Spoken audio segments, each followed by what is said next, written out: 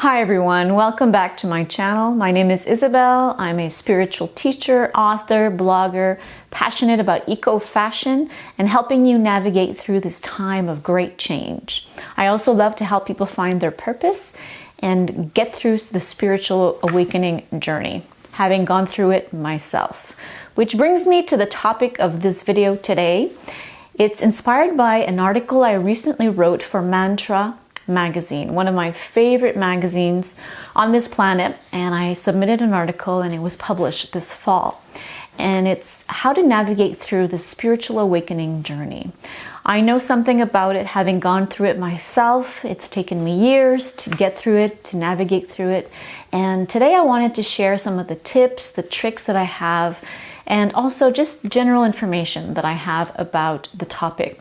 So what is a spiritual awakening? Some people describe it as a crumbling, the dark night of the soul. Some people see it as the tower in the tarot cards. And I actually see it as a remembering of who we truly are in our essence. You see, we've been conditioned to think certain ways, to become certain people, certain types of people, to meet society's standards. And so we've created these layers that are basically false. We've put on masks to basically become who our parents wanted us to be, our teachers. And when a spiritual awakening arises in your life, it's the unmasking, the unfolding, the crumbling of that you constructed to meet other people's standards. Now, it can be a dark night of the soul in that you might feel isolated, you might feel lonely, you might be and become in a dark place. I know I went through it. It's a time of great isolation where you feel you're not at your right place, whether it be at your job, in your relationships, in the world in general. You feel a bit lost. And so it can, in fact, be challenging, which is why I wanted to share these tips in this video with you today. You have to also see it in the positive light, because really what it is becoming true to who you are. It's reconnecting with your essence, your purity, your divinity.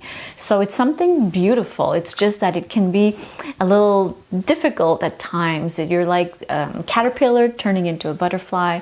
And so it comes with some challenges. Some people become ill, develop diseases, chronic illnesses, go through depression. And so it can be a very difficult time indeed. And what can trigger a spiritual awakening can in fact be a traumatic event like a divorce, a disease, dissociation with something, the loss of a job. So all these things can in fact trigger an awakening. In my case, it was a bit different. My spiritual awakening began in 2015 when I attended a retreat at Kripalu, the Kripalu Center in Massachusetts. And I was in the company of great spiritual teachers. And I started to feel this calling within me, this pull towards a more spiritual life. But the physical ailments that come with the spiritual awakening weren't triggered or didn't begin until 2 years later, when I went back to Kripalu and I attended another retreat where I did some intense breath work. And during that session, my heart chakra opened and this Kundalini energy began circulating intensively through my body. And I felt that something was happening. I had tingling in my fingers and my feet, a cold and hot sensation, and a lot of things started crumbling around me. Relationships, contracts, I started losing contracts, and I didn't really understand what was happening, but my soul knew. My soul knew that I was on the track of the massive journey, the massive spiritual awakening journey, because sometimes we construct our lives and we go in a certain direction, but our soul knows what we are meant to do in this life. So it pulls the brake. It's like a locomotive going in a certain direction.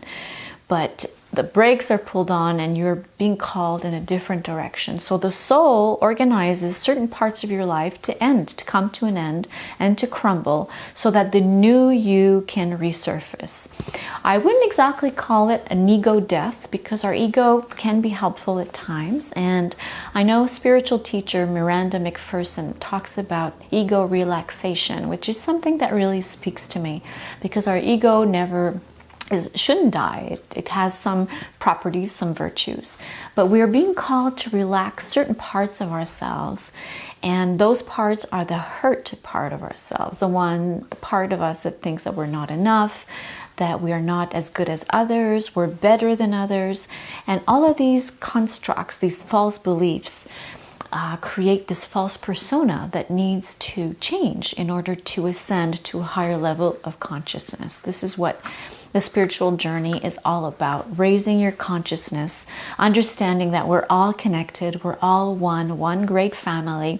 And if we're triggered by certain people, certain circumstances, it's because we have to heal those things, those relationships, those thoughts about ourselves, that we're not good enough, that we don't deserve the best, that we don't deserve a great job, a great career, to be living and embodying our true purpose.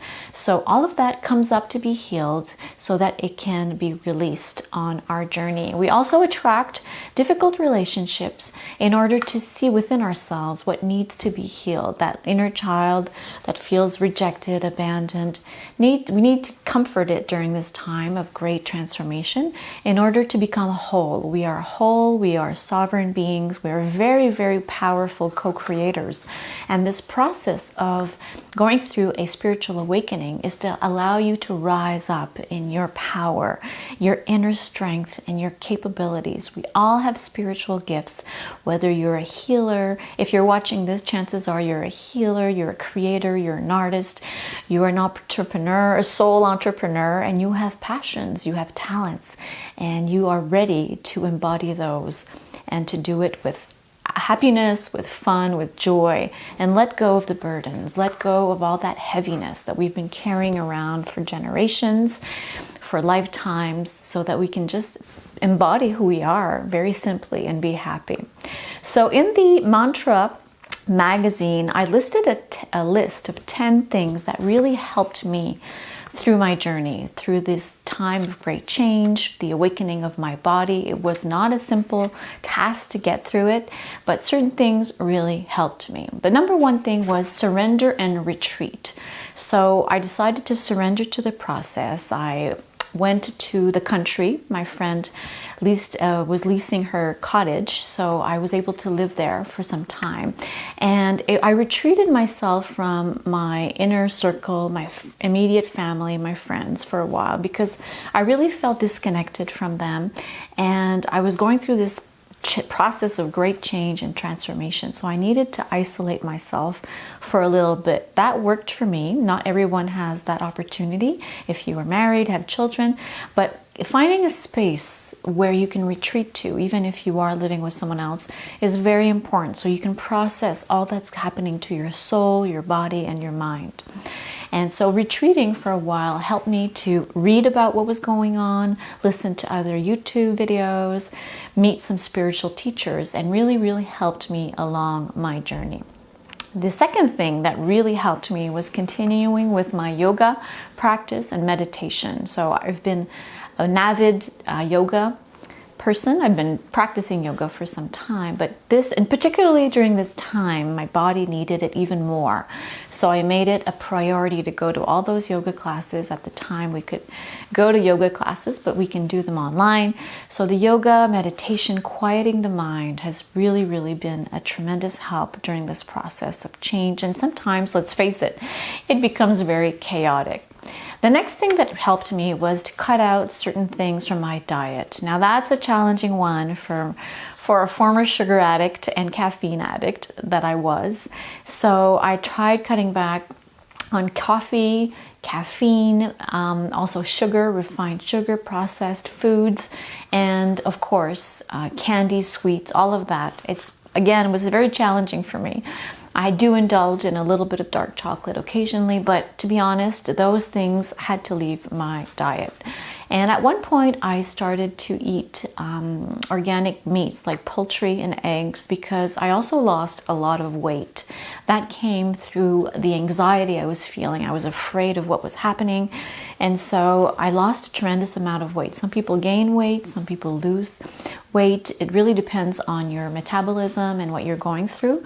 So for me, I had to get my strength back. So I chose to eat some organic meats, and it really helped me gain some weight to become more solid in my own body.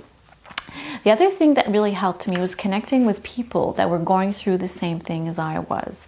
You're not alone. You might feel like you're alone in the world, in the whole universe, in the whole entire galaxy, but the truth is you're not alone. Millions of people are awakening right now as we speak. So find your tribe, connect with people who are going through the same thing you are. You can attend online retreats.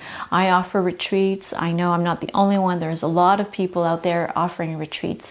And so it's really good to connect with people going through the same thing, because you'll see that the symptoms you're facing, the things you're going through, is a bit normal, and that you're not out there. You're just a normal person going through the awakening journey. Which brings me to the next point, which is dance. Dance is something that saves me every single day. I still dance in the kitchen, in the morning, at night. I listen to some amazing music. Dance is an amazing way to release tension and anxiety. I am now an official trainee and teacher in training for the Journey Dance process. It's an amazing way to release old stuck emotions. So if you feel called to come to some of my online events, follow me along, but I highly encourage you to just dance. Listen to some uplifting music and let your body sway. The next point, which is a bit similar, is I discovered Bioenergetics, which is a way through movement to release old stuck trauma in our bodies. We all have things that have been stuck in our bodies through high school, childhood, old relationships, failed relationships. These things become crystallized in our own body, and we need to release it somehow. So breath work has been very helpful, as well as bioenergetics, and again, as I mentioned before, dance. In terms of the other items on my list, let's see, I've talked about yoga, meditation, and more sleep. Yes. I have not been very good at sleeping in my life. I was always go. I had to do things. I had to build things. I had to always be creating things. And I was forced to take a step back from that mentality, that A-type personality that I had when I was a lawyer many years ago. So I gave up that persona. I had to give her up, and I had to take naps in the afternoon and realize that it was okay. It was okay to sleep. It was okay to take a nap if I was exhausted, because our body is going through tremendous change. A lot of light energy is coming to you, is being integrated in your DNA, and so your body needs rest. And I am speaking to myself when I'm saying this to you, that it's not a bad thing to take some time to rest and sleep a few extra hours if you need it. The next point is coaching and spiritual guidance. I was lucky enough to find some spiritual coaches and some spiritual healers in my community, and they were also very helpful to do the shadow work, because that's the hard part of the spiritual awakening. A lot of your triggers, your wounds are coming up. If you felt rejected, abandoned as a child, or whatever comes up needs to be acknowledged and healed. So it's important to surround yourself with some very talented, or people who know what they're doing and what they're saying. Spiritual healers that can help you through the process of releasing all these layers, because we're like onions. We have all these layers of wounding, of trauma captured within our body, but also our etheric body and our energetic field. So it's important to find the right people on your path. And also to start getting yourself aligned with your true mission. If you're going through a spiritual journey, you are called to greatness. You are called to embody what you came here to do. You have a mission, a very important mission in this life. You didn't come here just to buy stuff.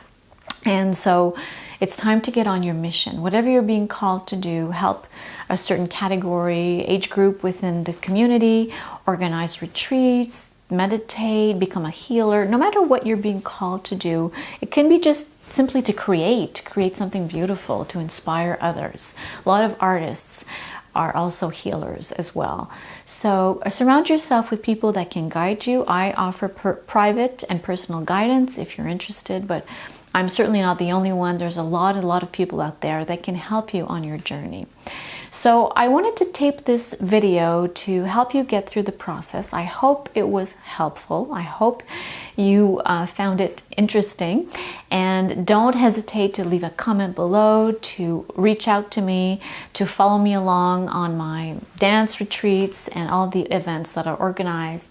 And I hope that you go through this spiritual awakening with an open heart and an open mind, because what you're going to be finding on the other side is bliss, blissful life, a peace of mind like you've never known before. That's the ultimate goal of the spiritual awakening, and a renewed passion for life. So if I can say one thing, it's hang on, hang in there. Things are going to get better and even greater as you move forward on this amazing journey.